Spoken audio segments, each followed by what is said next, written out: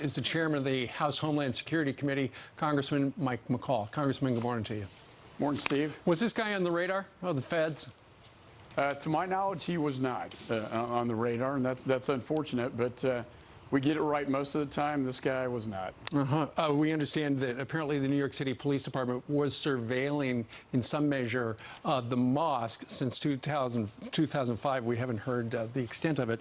Talk a little bit about the diversity visa program, which apparently Chuck Schumer attached to the immigration bill back in 1990. And this guy was one of 50,000 people let in from his country of Uzbekistan back a couple of years ago. Well, it's also important to know what Uzbekistan is. A lot of your listeners may not know what that. They have sent thousands of foreign fighters to fight in Afghanistan and with ISIS in Iraq and Syria. They have Muslim extremists there.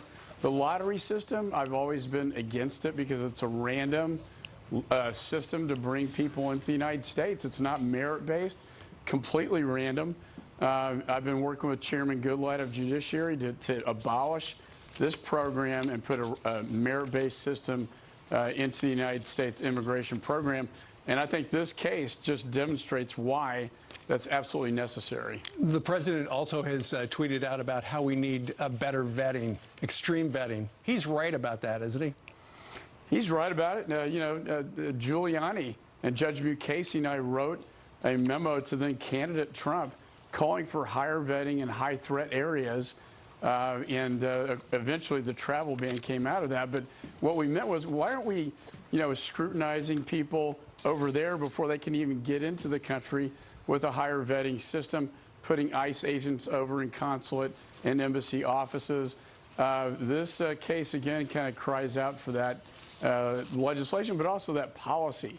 And I think it's high time that we do this.